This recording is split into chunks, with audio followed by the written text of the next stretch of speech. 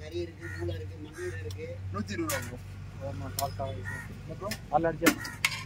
அது ஒரு பார்சல் அடிச்சேன்.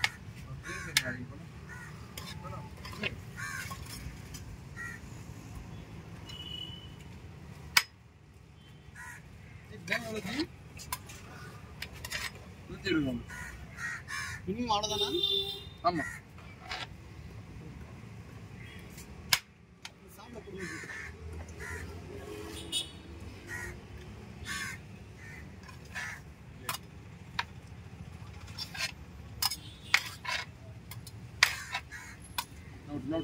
நோட்டு காசு வாங்கினியா?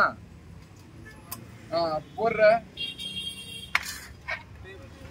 டேஸ்ட் கொடுத்துறேன், நீ கொடுங்க.